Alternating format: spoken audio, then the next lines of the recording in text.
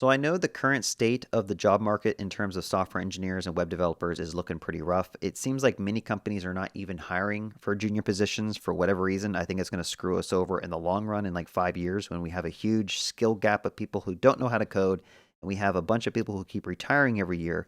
How are we going to fill in those shoes when people leave? I don't know. I think people need to keep hiring junior developers so we can train them and bring them up to speed. But that's besides the point. I'm going to talk about my advice for getting into the web development industry. I guess I'll just say software industry so it's more clickable on a YouTube title. Now, we all know how to get a job, right? You have to basically get some type of experience, whether that's a computer science degree or a boot camp or you work on a side project, okay? You are probably not going to get hired unless you know how to code something. But many companies don't have the time to vet everyone by hand. There could be a lot of good people who know how to code, but their resume just doesn't really reflect their skills. Now, the first advice I would probably give you is your resume. This is basically the ultimate gatekeeper. If you apply to companies and you send them their resume and you have literally nothing on your resume to show that you are like interested in software, you don't have a degree, you don't have a boot camp, you don't have a side project that you've built or a Git repo or something, it's going to be very hard for an employer, especially a lot of these companies have an automated system that basically just throw away resumes if they don't have keywords. So you're going to have certain things on your resume as a recent college graduate that you need to have on there. But the thing I would recommend doing is instead of just cold sending your resume to everyone, you want to kind of like make connections. So sending cold resumes probably won't work well. Instead, get referrals. Okay, so getting a referral is by far the most important. This is how I found all of my jobs. Before I had YouTube, I would basically get a job through a friend or get a job through my brother who also works in the industry and referred me to somebody. So having connections and whether that's going online and finding like coding discords or finding like online communities where coders kind of talk together, being on X, although I don't like using X, being on X is still a good place to talk to other people who code just so that your name is out there and people can see your name and kind of see some of the work that you've done. There's no guarantee that being on social media is going to actually like land you a job, but the goal is to increase your chances, right? The more times your name is out there and people can see what skills you have, the better. So this can involve getting referrals. This could be like making a blog. This could be like making a YouTube channel. I don't know, contributing to open source, join coding discords, something like that. You just want to have your name out there. You want to be chatting with people while you're still improving your skills and just like making real solid connections with people because you never know when someone's like, hey, I remember this one guy I worked on in Discord that I really enjoyed. I think he's a good coder. Can you try just bringing him in for this position? Because I think he'd be a good fit. Okay, so definitely getting referrals should be your main goal, but then also like having a decent looking resume that has I don't know, just throw some fluff in there. I'm not saying lie, but like add some good keywords so that it won't get automatically filtered away by these systems that basically just check for keywords. Okay, so you might say, well, if I only have like a degree or a boot camp, like, is there anything else I can add to my resume? In my opinion, again, I'm just one opinion. If someone sends me a resume, I'm going to be looking for a link to a project that they've worked on, whether that's a GitHub repo, whether that's an actual deployed live link to something they've built, or even a link to the portfolio. Now, in this day and age with AI, you need to have a decently sized project. So build one big project. This is my best advice I can give you. You can't just have like a portfolio website and like a little Minecraft application, right? Claude Code can literally build all this stuff with like a couple of prompts. And so to me, you have to show that you have the motivation and dedication to build a larger project. You stay consistent. Every day you're shipping additional features to that project and also have it deployed somewhere. So build one project, have it deployed somewhere. In this day and age, you can one-click deploy any type of web application on like Vercel, Netlify, Railway, and then have a database running anywhere as well. It's so easy to get an actual application running. You have an LLM you can chat with to help you along the way. You can even just rent a VPS. And this is something I actually tried recently. I gave Claude Code my VPS credentials and I said, hey, can you look at this Git repo and just deploy it to the VPS? And it literally went and it cloned the repo and it like figured out how to run my Docker Compose and install Docker. And it got everything deployed to my VPS, right? So the amount of effort to actually get something working that can showcase your skills and your passion, I guess I should say, for this industry is so low. Like the bar is so low that everyone should have one big project that they've been working on that's deployed somewhere, and they are slowly shipping new features to it as much as possible. I would not recommend jumping around from project to project to project. I would just focus on one and really build it out. Again, the idea is that you have this one thing that you can talk about during an interview, and then you can also just, when people have eyes on it, you can put links to your own personal Git repo on it. You could put links to your own like LinkedIn profile. You just want to get more eyes on you so that you have a higher chance of getting a job. So again, this is like getting your foot in the door. Resumes, getting your foot in the door. This is the step one of the very difficult job process of finding a job. Now let's move on to step two, which is the actual interview. So interview. So if you're lucky, one of these companies will reach out to you and say, hey, we watched your resume. We kind of looked at your project. We saw your YouTube channel. You seem like you know what you're doing. I want to bring you in for an interview. This number two is very, very important because learning how to basically sell yourself during an interview can be a skill in itself, right? You have to be able to practice your communication skills, practice your ability to speak highly of yourself. So if you're about to go into an interview, the thing I would recommend doing is you first of all want to learn how to be enthusiastic, okay?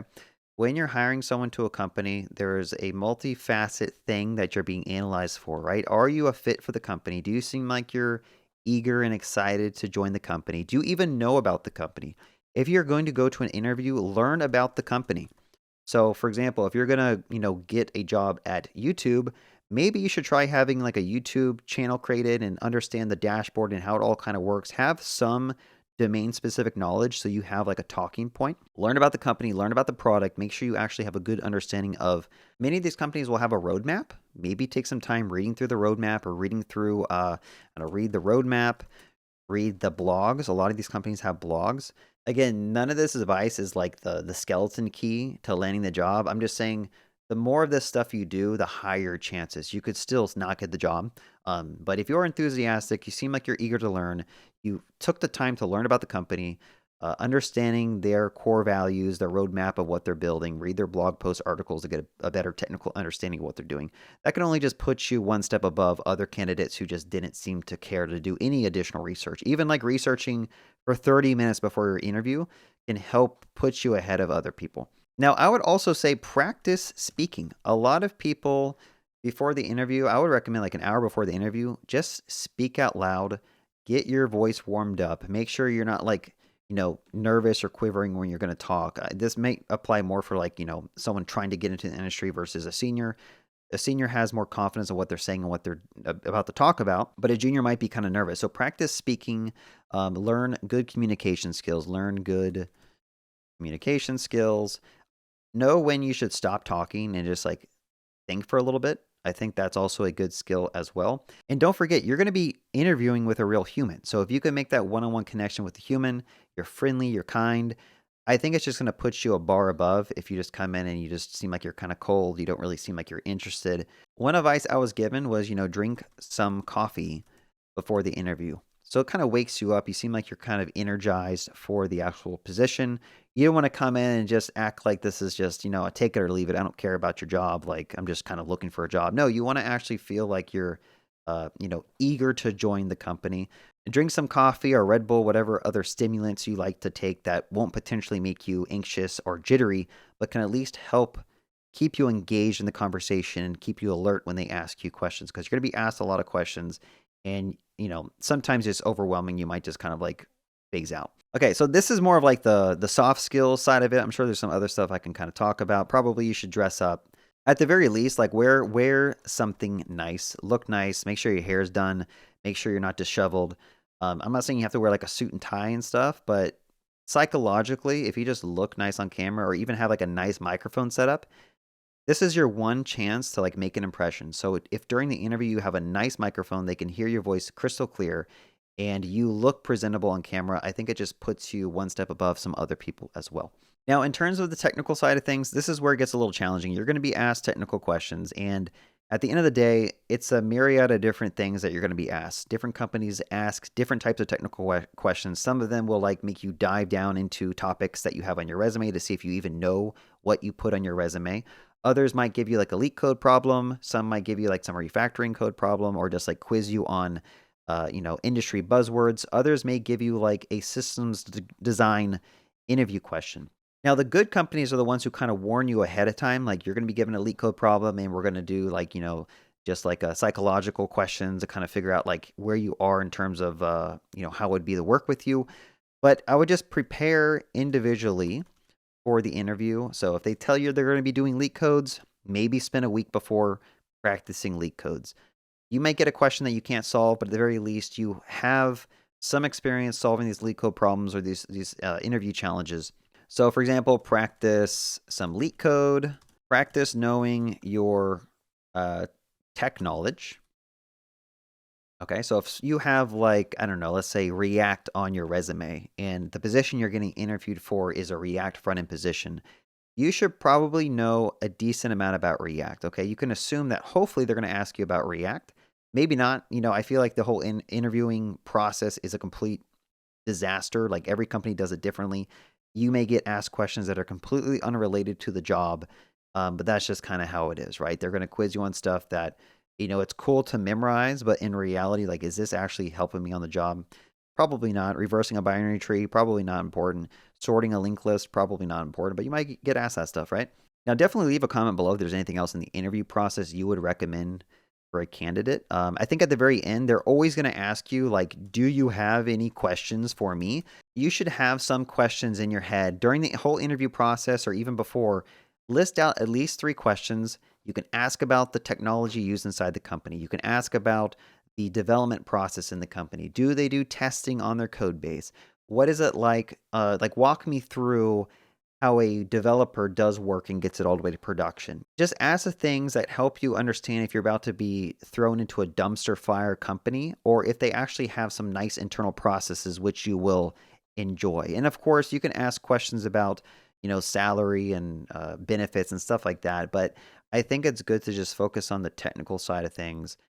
If you're an engineer, you're a software developer, like you should be kind of curious. That's the main thing. Curiosity. I personally would hire someone who asks a lot of questions, is very curious about the position, curious about the tech stack, curious about how they can join the company and start adding value on day one versus any other type of questions. Okay.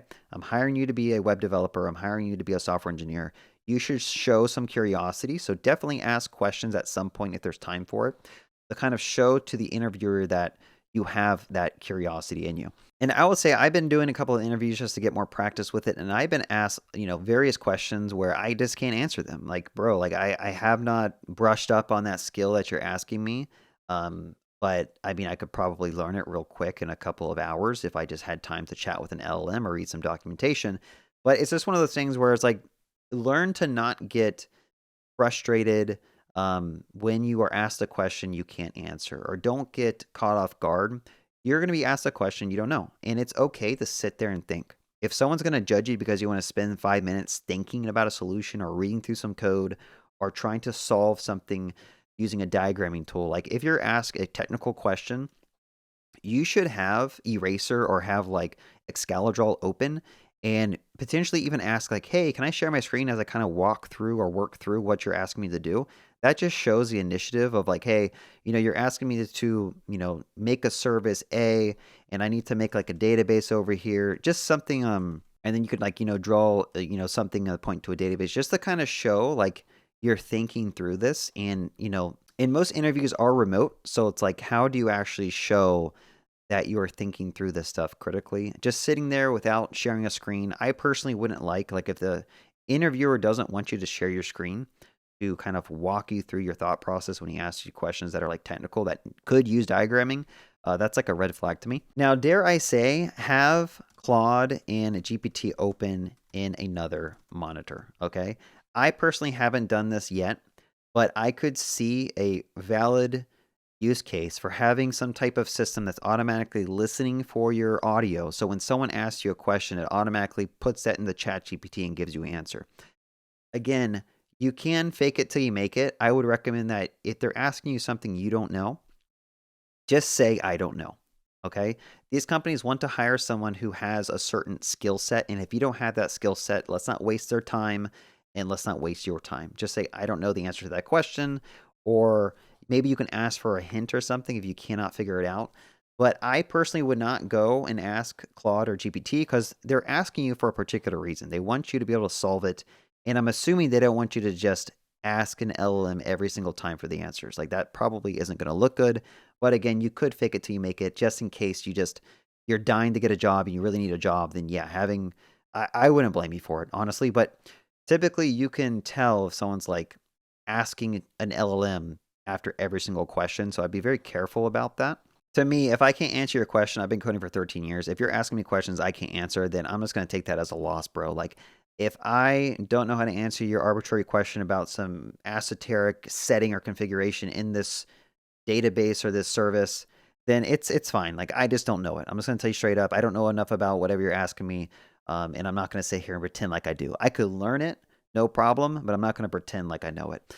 Yeah, and I guess the last thing I'll kind of mention is the technical things. Like, make sure you're technically everything is set up. You have a nice, a quiet space to do the interview. Make sure you have Zoom set up and already configured. Like, for example, I just did a recent interview and I had to load up Zoom and I couldn't share my screen because I didn't allow my Mac to share screen on Zoom.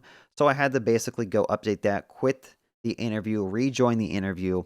And it's just these little things that really throw a wrench in your interview process that you want to make sure is set up from the get-go. You want to make sure that your microphone is set up correctly. You want to make sure your camera is set correctly. All this stuff is just one less thing to think about during the interview process if stuff could go wrong. I even did an interview one time where my power and internet went off at my house during the interview. What did I do? I took out my phone, I went to the interview, and I tried to join on my phone. I couldn't even join on my phone with Zoom because there was like everyone was using the cell phone tower because power was out in the whole area. So then I just called. I literally just called in, I turned off my camera, and we just talked for the remainder of the interview. Obviously, I didn't get an offer during that, but it's just being resourceful and not giving up. Like, you're going to get random things thrown your way during this interview process, especially remotely, if you're doing a bunch of remote interviews. And you really just need to think quick on your feet of like, okay, this problem just happened. What can I do to kind of like get back into the interview process? I would say be prepared as well. They may ask you to do something and share your screen. Make sure you don't have certain things on your screen or your browser tabs that you shouldn't have open. Like, make sure you have a clean, fresh slate environment for the interview in case you're asked to share your screen. Make sure you're comfortable. Like, if they send you like a Google Docs for the interview, that you can kind of open up Google Docs. You have an account already. You can actually like understand how to use these type of tools. It's just that type of thing. And of course, you can't plan for every single interview. Every company is different. It's going to be a whole different set of questions and how they're asking them. But at the very least, just being more prepared in every scenario is just going to make you probably one step above. All right, this video is going on kind of long. The very last thing I want to kind of point out is, as far as like the technical side of the interview, I would probably be just chatting with LLM every day so that you have a good understanding of all of the acronyms that you may run into with becoming web developer or whatever you're trying to get into, so that it kind of flows like a river from your mouth, right? You want to be able to easily communicate these ideas and make sure you have a good understanding, at least from a high level, of how a load balancer works. How does this service get configured? What is a caching system? What is a database? What is a web application? Why would you choose React over just jQuery? Another thing I can recommend is practice generic interview questions. So you're going to get asked questions like, can you point out one thing that you had to debug and it's very hard for you to kind of work through? Can you walk me through that process? And, there's a bunch of like generic canned interview questions that people are going to ask you.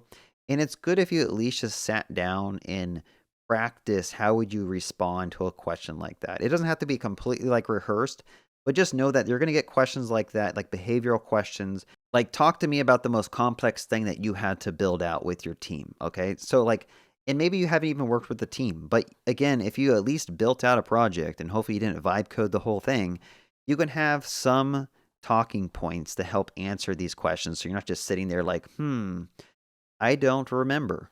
And I'll be honest, a lot of the times these questions, like, I haven't prepared for the generic interview questions. So they'll ask me something and I'm like, dude, I don't know. I don't even know what I did 2 weeks ago at work. So you expect me to think about a critical bug that I had to debug 5 years ago and like just make stuff up. I hate that you have to kind of like practice and rehearse this stuff, but that's just the name of the game, right? You want to look like you're well polished, you understand, the various things you might have done in the past.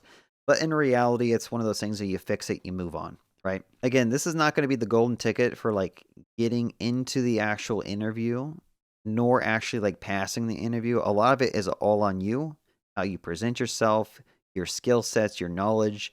Are you able to properly solve whatever things that they're trying to throw your way to see if you're even capable? So you just kind of have to practice that. I will say that a lot of the interviews are probably not going to let you use AI. It's slowly changing from what I kind of understand, that maybe they'll let you code with cursor tab complete, or maybe they'll let you use agentic coding. I just think that if someone asks you to implement something and then you go and you just prompt cursor agent to do it for you, that probably won't look good. So maybe even ask up front, hey, do you want me, or will you allow me to use Cursor's agent mode or Claude Code to code this, or would you rather me do this by hand with no AI assistant, right? Just get that out of the way, because that could be something like a trick behavior thing they're trying to see, like what is your workflow? And then they may judge you of like, oh, he didn't even use AI to like answer this question. Well, it's like, I feel kind of gross using AI, but I guess if that's what you were assuming I do, the next time I will just use AI. So I think just from the get go, asking like, hey, are you okay if I solve this with AI, or do you want to see me just code it by hand? I think that's something that we're going to have to start making more apparent if you're trying to interview someone, that, hey, this is a no AI interview, or this is a just code the way that you would code, and I will judge you silently if you ask Claude Code to implement everything.